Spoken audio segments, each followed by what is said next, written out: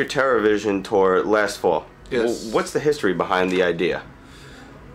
I've always wanted to add something more to DJing, but I didn't want it to have to incorporate bringing trailers along and 20 more people and just building something. So I've always just been working with trying to take it to the next level, but I didn't know like what to do without spending every savings cent that I've had and bringing all these other people.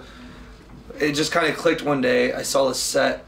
I was somewhere in Europe, and it was the day before my show at the same venue, and it was a hip-hop set, and it was like an old funk set from some DJs, and it was all video synced up, and it was just on Serato, and I have all the same equipment. Right. And I was like, why didn't I? And this was like a month after Serato video came out, so I haven't had time to really like soak it all in. I've always wanted to do video, but again, it's another person to travel with. It's more things I like just doing it on myself. So I realized how able I already was to do it. So I got a couple edits to start, kind of the flow. Like I hired someone to do it, and kind of went from that and taught myself how to edit and just built it up. So now it's like a show, and it's always different because it's always with different screens, different size screens. I could do it at festivals if they would allow me. It's just it's the same set pretty much because I'm pretty picky with what I play. So I have like 200 songs only on my laptop. Okay. And after those are done, I don't want to play. I don't want to stretch it. Like those are the ones I like right now. So whatever's there is there. So now I have video edit to it, video like edits to it. So I plug it in and do the video, and it's the easiest thing. So it doesn't take long to set everything up? No, not at all. I mean like tonight we have to like build the screens and stuff. That's cool to actually have to like break your back to figure out like how is this gonna work, can we make it better, stuff like that. But it's just it extends the story, it extends the vision, I guess. But especially because everything is kind of Halloween based, having video to match that, it kind of wraps the story in a nice ball to people that might not get like, oh well yeah, this guy makes dubstep and stuff, but it's not my type of dubstep, it's not too melodical, but then they see the video and they're like, oh shit, this is the same, the song's about Freddy Krueger, and he's Freddy Krueger up here, and it kind of like, it's all encompassing, and it's just the start. I'm okay with just doing the video from now on, but it's just the start. I could start to do like 3D mapping of the video on things, and it's just, yeah, the idea just came from wanting to build more and having too many ideas about it and not knowing where to go and seeing one simple one, and I just ran with it. So that's where it's at now. Any plans to make it any more complex? I'm looking into it. It's just I don't know where to go because it's like it's a theater. It's a screen. I don't know how to 3D map things that are one image that are always changing. One thing is not always the mouth. Right. One thing is not always the arms. I don't know where to go with it, but all I know is like almost every set's different because I'll edit video different. On the plane, I'll be like, I'm gonna make that a bit smoother. So even though it's all the same video, or a lot of the same music, when I pick a new song, it's a new video. So like tonight's set will be completely different than last night's set by like 5 songs. Because I've re-edited videos on the plane and just, it's fun. It's fun. It feels like the same. It's the same as trying to find new records last minute and bringing them to the club and not even like wiping dust off of them. You know what I mean? It's refreshing. Yeah. That's awesome.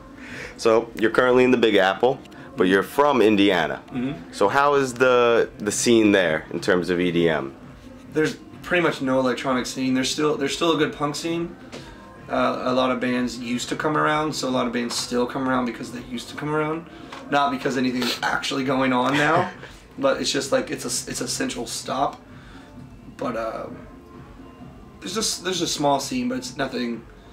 It's nothing to talk about or to mention. But an hour and a half from there is like Louisville, Kentucky, and they'll have, you know, Bass Nectar on his insane huge tours. Or 3 hours from there is Nashville. There's huge shows there all the time. But exactly where I live, there's no scene, and that's why I like it. Because I can go to shows and you just stand there, nothing happens. But if you lived in like LA and you were at some dubstep show and you're just trying to watch it and enjoy, yeah, no, there's no scene, and that's why I love it. Would you ever consider like throwing a homecoming party for yourself there? Maybe bring some friends. No, that'd be awesome. I mean, I would like to bring friends that are my friends from what I do now to my city, but I don't. The people just aren't there.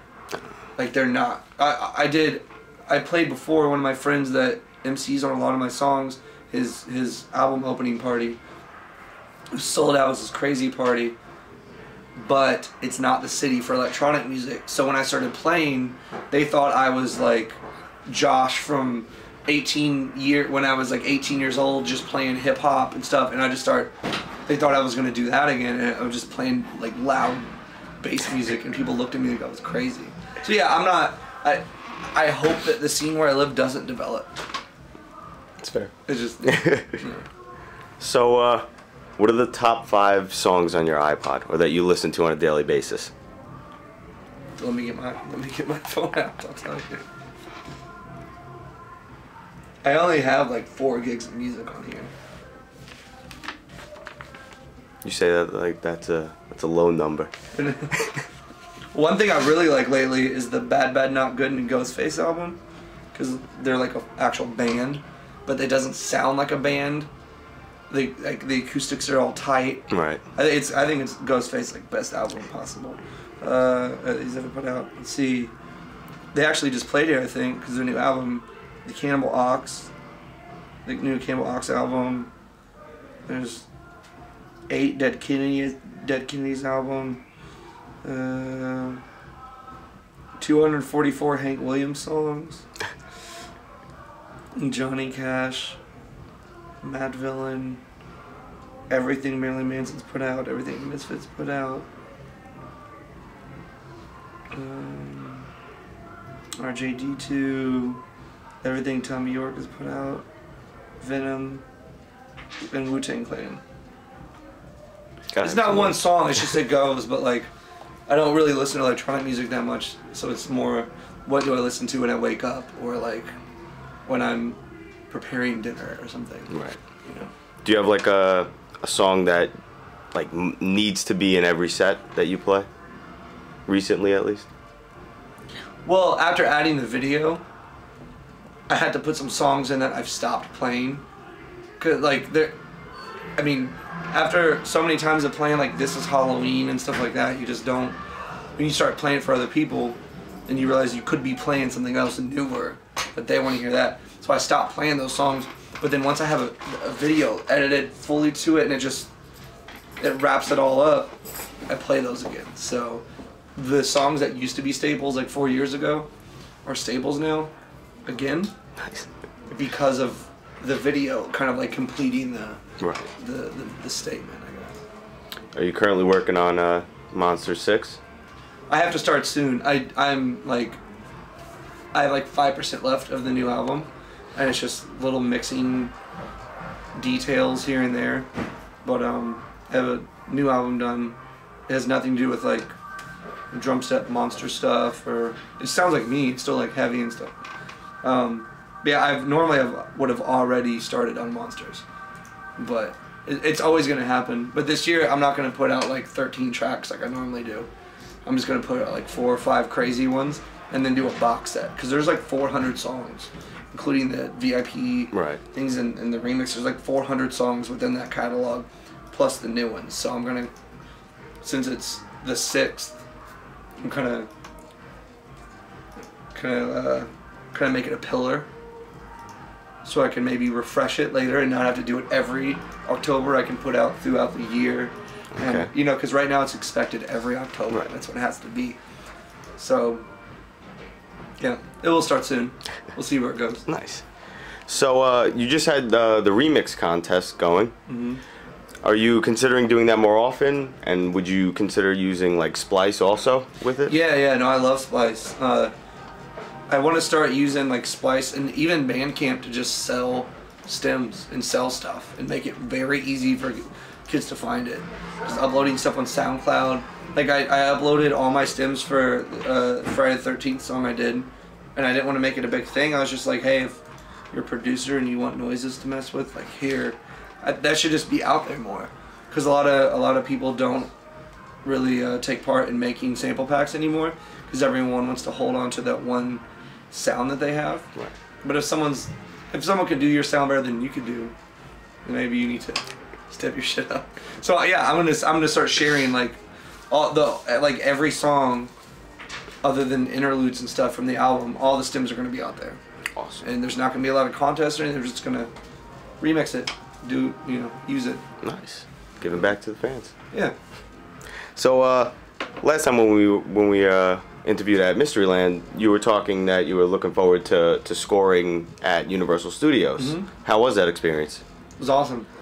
That was my third year. But no, it was great because the other times they used some of my material that was already finished. They were like, "Oh, the song you have is already. It says Frankenstein in it, and this was a room that has Frankenstein. Like it's done." But it all had to be original because it was all things that I didn't. There was like a song about a scarecrow and all these rooms that I had nothing to do, or like an evil bird, just weird ideas that I was like, I don't have anything for that, so I just had to create for it. And their night is getting bigger. They had to like move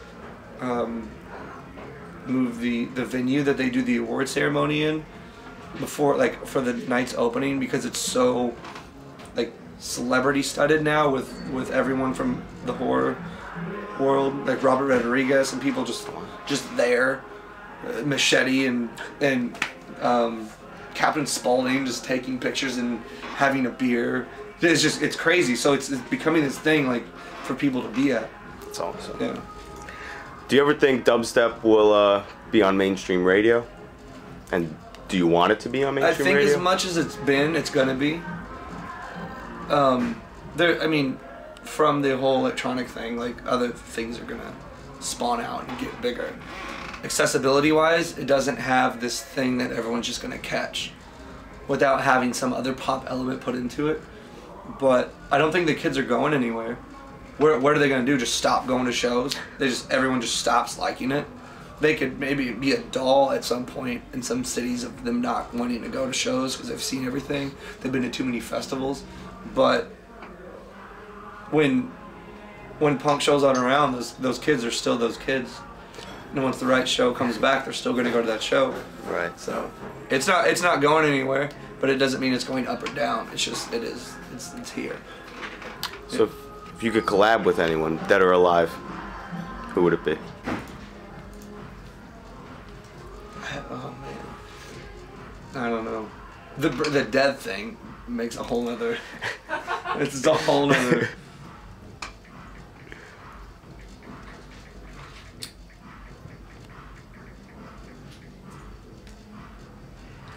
I would almost do it more for the experience, but like Gigi Allen or someone like that. Like I'd almost I want to say Jim Morrison, but then if he was like a hack and he wasn't that cool, I don't know it. But just Gigi Allen, or it'd be cool to sit in a room with Henry Rollins for a while. If he wasn't being a dick and just someone like that. I don't know, because I don't want someone else to bring in their laptop and open the same program as me and we see what we have in common. It has to be this completely other side. Maybe Dead, I guess, lead singer from the Cramps. That would be great. But I wouldn't have anything to offer him. Yeah. But basically, no one in electronic music. because there's so many people in like rock and roll that have so much to offer. It's a pretty hard question. You know, I'm trying to like think and talk at the same time. Yeah, I don't know. Probably the lead singer of Cramps, or like Henry Rollins, or probably Gigi Allen. Yeah. Final answer, locking it in. Yeah, Gigi Allen. All right. What do you think will be like the next sound, next genre to kind of take over? Before it was kind of easy to pinpoint, but now there's not like a cap on it anymore. Everyone can make any noise. It's not a specialty to be able to be good at like designing sounds. It used to be what made you, and that's how your career would grow. But now everyone can just YouTube like how to sound amazing. So it's just some creative thing is gonna have to pop out, and people are gonna have to get weird. I mean, stuff is still coming up. Like heavy bass music never even touched where a lot of people think it could go. And there's a lot of like still underground developing things to happen, and yeah, I don't know what's next. I don't really think about that. I think the people coming up making music think about that, but once you have your defined thing that you do, that's the one thing you don't want to think about, because that's what when you start morphing into just like a producer more than like an artist. I like that. Yeah. All right, so where do you see yourself within the next 5 years? I still DJing and producing, and then hopefully more of the Universal stuff and just more licensing stuff. Like a lot of licensing stuff is licensing opportunities have came up in the past like year and a half. So that's a whole nother thing. I mean, you could start to score things and not have to leave your house. Things are more timeless at that point.